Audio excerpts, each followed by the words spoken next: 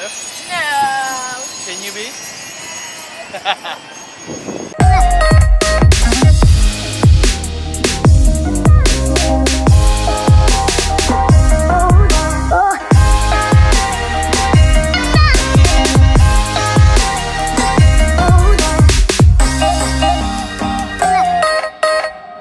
So heading over now from the convention center to the Mandalay Bay. I guess I'm really actually excited to be back in Vegas. I love this city and it's great. I have great friends here and it's a wonderful city to do business in.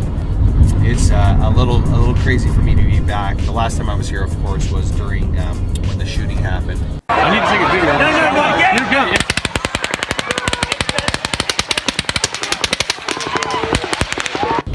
That happened at the Mandalay Bay. I was at the Mandalay Bay. I was in lockdown for about 9-10 hours during the whole event. Quite a stressful experience. And when I got home, I had a bunch of people reach out for like radio interviews and all that stuff. And one of the questions they asked were, Krish, would you go back to Vegas? Is this going to affect you traveling back? And how do you feel going back? And my immediate answer was, of course I'm going to go back. I love this city, I love this place, and I'm not going to let the actions of one crazy person affect and dictate my life. Bad things can happen anywhere, where there's natural disasters or bombings, or we just live in a society nowadays that those are actually kind of the reality now, all over the place, all over the world. You just have to take that as it is and not let fear kind of rule your life. You can't live your life on the basis of fear. If you do that, you're always going to lose. You're never going to accomplish your goals. And there'll be a lot of opportunities that could be sitting right in front of you that you won't see because you're going to be closed up. Your heart's going to be closed, mind's going to be closed. But if you live your life with confidence and with a passion for things, my dad always taught me to have an open heart and open mind for any situation, whether it's with family, in a romantic relationship, in a business relationship. Now, the downside of that is that you get all the negative stuff that'll come in, and you have to deal with that stuff because you're open to it. But you have to make yourself strong, and that's part of living life and learning from your mistakes. Make yourself strong and process those negative things. Those will go away, you can learn from them, but then you're open to all the good things that happen in life.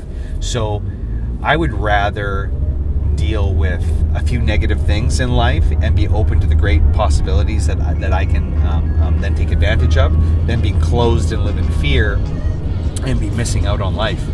So that's kind of advice or any kind of guidance that I can give, because I've been through a lot in my life as well, and one of the things that I refuse to do is live a life based out of fear.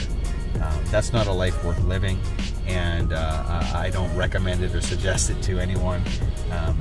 We all have very stressful situations that come up in our lives. In business, I've made millions, I've lost millions. I've trusted people and been just taken through the ringer before. I've lost loved ones to sickness and accidents. I've been through relationships and heartache and all those things. And some people want to call those failures. Some people want to call those mistakes. I just call them life. Nobody promised us that life was going to be easy. Life is full of all these things. And if you look at those, what people call negative things in life that happen to you, those bad things, negative things, if you look at those as just part of life, as learning experiences, and here's one of the keys if you can do this, it's not easy to do. If you can appreciate those, if you want to call them mistakes or failures, appreciate those things and be happy that those things are in your life, you win. You win at life. You're going to have a happy, successful life no matter what you're doing.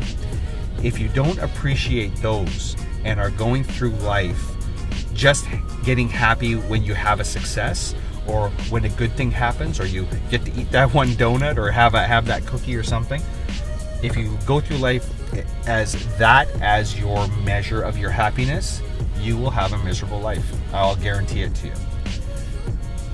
95% of your life is those struggles and the heartache and the failure and the mistake and all those things. That's 95% of your life. Learn to appreciate that part. And we're human beings, we make mistakes all the time. You can't get upset and frustrated and mad when those mistakes happen. It's okay to feel those emotions, because you could have wanted to score that goal or get that project or date that one person, and it didn't happen for you. It's okay to have those feelings of rejection and even of failure or whatever, but you have to get past those and learn from those things and appreciate those things. So I think moving on now for me,